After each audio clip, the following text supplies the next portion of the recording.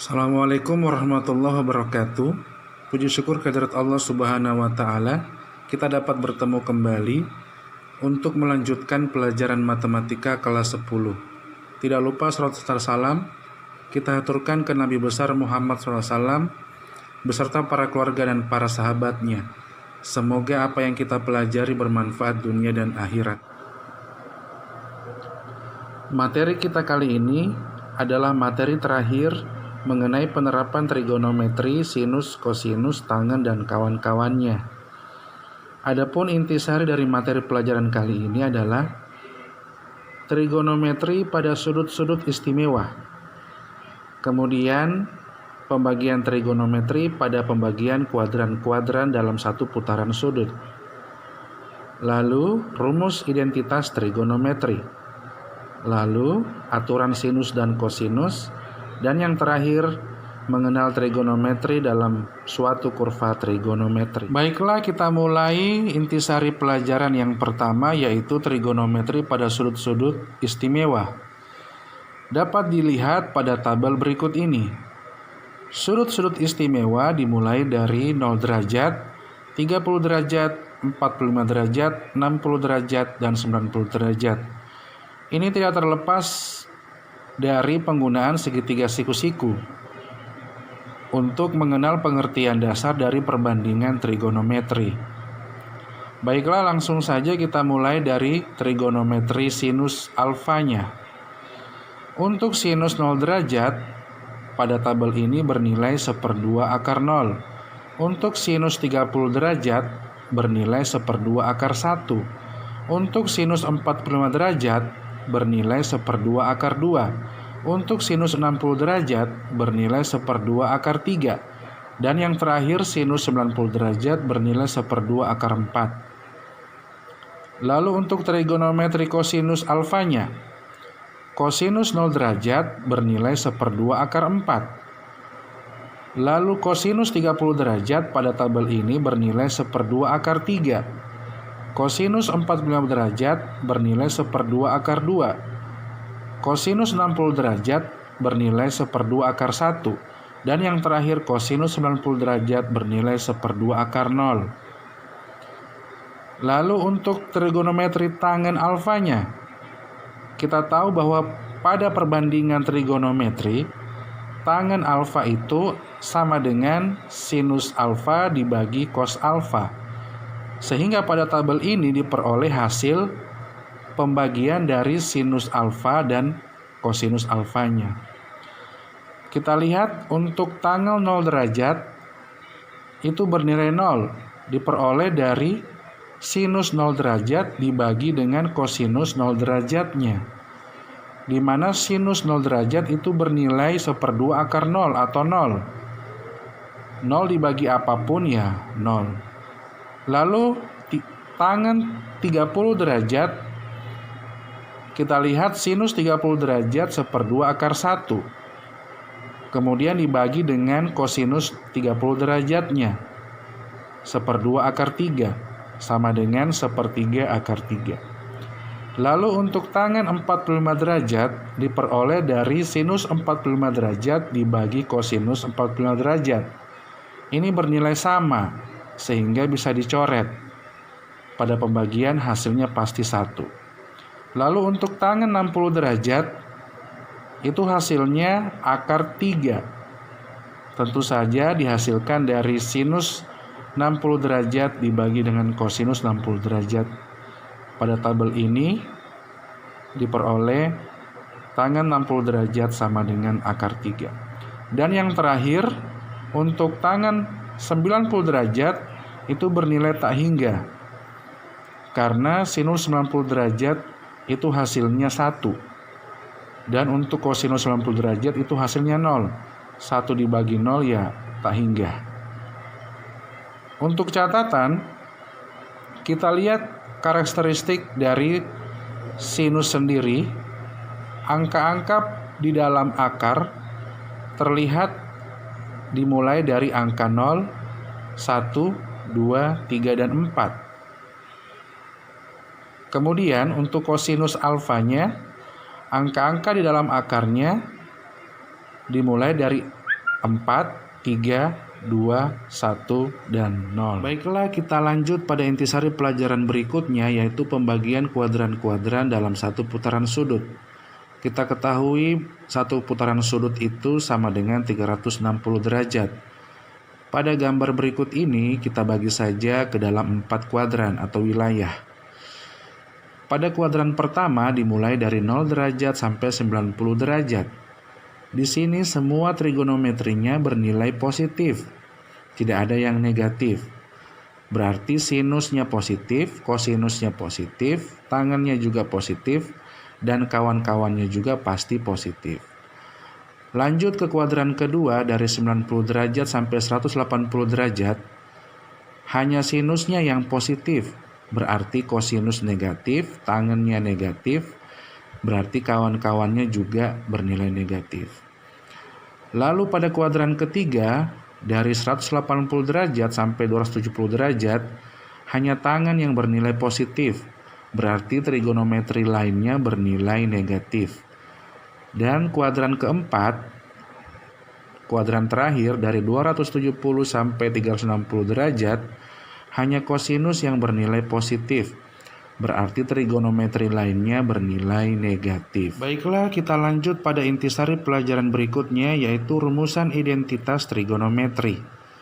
Disebut identitas berarti ada karakteristik dalam rumusan trigonometri tersebut. Baiklah, untuk setiap besaran sudut alfa, kita sebut sudutnya alfa ya, berlaku yang pertama sinus kuadrat alfa ditambah cos kuadrat alfa sama dengan 1. Kalau kita lihat pada segitiga siku-siku, terutama teorema Pythagoras, yang kita gunakan untuk mengetahui pengertian dasar dari trigonometri, dalam hal ini perbandingan trigonometri, kita lihat rumusan teorema Pythagoras itu A kuadrat ditambah B kuadrat sama dengan C kuadrat. Dalam hal ini kita sesuaikan saja, di mana A-nya sama dengan sinus alfa, B-nya sama dengan kosinus alfa, berarti C-nya adalah 1. Berarti kalau kita masukkan dalam atau kita sesuaikan dengan teorema Pythagoras, A kuadrat itu bernilai sinus kuadrat alfa, ditambah B kuadrat itu bernilai kosinus kuadrat alfa, sama dengan C kuadrat itu sama dengan 1. Lalu rumusan yang kedua, 1 ditambah kotangen kuadrat alfa sama dengan kosekan kuadrat alfa. Yang kita perlu ketahui, rumusan ini sama dengan rumusan pertama, menggunakan konsep atau menyesuaikan dengan konsep teorema Pythagoras. Berarti kita bisa asumsikan bahwa untuk mencari kosekan kuadrat alfa, itu kita harus rubah ke dalam 1 ditambah kotangen kuadrat alfa. Kemudian hasil akhirnya kosekan alfanya kita akarkan. Kemudian rumusan yang ketiga, tangen kuadrat alfa ditambah 1 sama dengan sekan kuadrat alfa. Ini juga sama, menggunakan atau menyesuaikan dengan teorema Pythagoras. Berarti untuk mencari sekan kuadrat alfa, itu harus diubah ke dalam tangen kuadrat alfa ditambah 1. Kemudian untuk mencari sekan alfanya sendiri, kita harus akarkan. Sebelum kita masuk pada contoh soalnya, yang perlu kita ketahui bahwa rumusan identitas trigonometri yang kita pelajari masih sangat sederhana. Berarti masih banyak rumusan identitas trigonometri lainnya yang belum kita pelajari. Baiklah, pada contoh soal, kita diberikan tangen beta sama dengan 3. Untuk kisaran 0 derajat sampai 90 derajat. Hitunglah nilai sinus beta dan kosinus betanya. Kita jawab dengan menggunakan identitas trigonometri yang berbentuk 1 ditambah kotangen kuadrat alfa sama dengan kosekan kuadrat alfa diperoleh 1 ditambah 1 per tangen beta pangkat 2 sama dengan kosekan kuadrat beta. Berarti tangen beta ini kita ganti dengan 3. Jika dan hanya jika 1 ditambah 1/3 pangkat 2. Jadi satunya tetap, tangen beta kita ganti 3. Jadi yang di pangkat 2 ini adalah 1/3, bukan 3 saja. Sama dengan 1 ditambah 1/9. Kita jumlahkan menjadi 10/9. Sama dengan kosekan kuadrat betanya. Berarti kosekan betanya sendiri kita akarkan. Akar 10 per akar 9. Akar 10 tetap, akar 9 sama dengan 3. Lalu dengan menggunakan identitas trigonometri lainnya yang berbentuk tangen kuadrat alfa ditambah 1 sama dengan sekan kuadrat alfa, kita peroleh 3 kuadrat ditambah 1 sama dengan sekan kuadrat beta. Berarti tangen betanya kita ganti 3. Berarti 3 kuadrat ditambah 1. 9 ditambah 1 sama dengan 10. Berarti sekan kuadrat beta sama dengan 10. Berarti sekan betanya sendiri itu sama dengan akar 10. Sehingga kita dapat mencari nilai dari sinus beta dan kosinus betanya. Untuk sinus betanya itu diperoleh dari 1 dibagi kosekan beta, di mana kosekan beta itu sama dengan akar 10/3. Berarti sama dengan 1 dibagi akar 10/3. Kita kalikan sekawan saja. Diperoleh 3/10 akar 10. Lalu untuk kosinus betanya itu diperoleh dari 1 dibagi sekan beta. Untuk perlu diketahui, ini merupakan perbandingan trigonometri dasar yang sebelumnya kita pelajari. Baiklah, sekan betanya kita ganti dengan akar 10. Berarti 1 dibagi dengan akar 10. Untuk menghilangkan akarnya berarti kita kalikan sekawan. Berarti sama dengan 1 dibagi 10 akar 10. Jadi nilai dari sinus beta sama dengan 3/10 akar 10. Kita tidak usah cari akar 10 itu berapa. Dan kosinus betanya sama dengan 1/10 akar 10. Baiklah, kita sampai pada intisari pelajaran berikutnya, yaitu aturan sinus dan kosinus, di mana aturan sinus dan kosinus memiliki ruang lingkup sendiri dan berlaku untuk setiap segitiga. Baiklah, kita memiliki segitiga ABC dengan panjang sisi A, B, dan C. Kita bisa pasangkan dengan besaran trigonometri sudut-sudutnya, di mana rumusannya panjang sisi A dibagi dengan sinus sudut A sama dengan panjang sisi B dibagi sinus sudut B, sama dengan panjang sisi C dibagi sinus sudut C. Kita tidak dapat menggunakan ketiga rumusan aturan sinus ini sekaligus. Kita hanya dapat memilih satu pasang rumusan aturan sinus saja. Berarti, jika panjang sisi A dibagi sinus sudut A, kita bisa hanya pasangkan dengan panjang sisi B dibagi sinus sudut B, atau panjang sisi C dibagi sinus sudut C. Itu untuk aturan sinusnya. Untuk aturan kosinus, rumusan yang pertama, kosinus sudut A sama dengan B kuadrat ditambah C kuadrat dikurang A kuadrat dibagi 2BC. Yang kedua, kosinus sudut B itu diperoleh dari A kuadrat ditambah C kuadrat sama dengan B kuadrat dibagi 2AC. Dan yang ketiga, untuk kosinus sudut C itu sama dengan A kuadrat ditambah B kuadrat dikurang C kuadrat dibagi 2AB. Aturan kosinus masih memiliki karakteristik teorema Pitagoras di dalam rumusan aturan kosinusnya, sehingga kita dapat menentukan kosinus masing-masing besaran sudut pada setiap segitiga. Sebelum kita kerjakan latihan soalnya, ada beberapa hal yang perlu kita ketahui,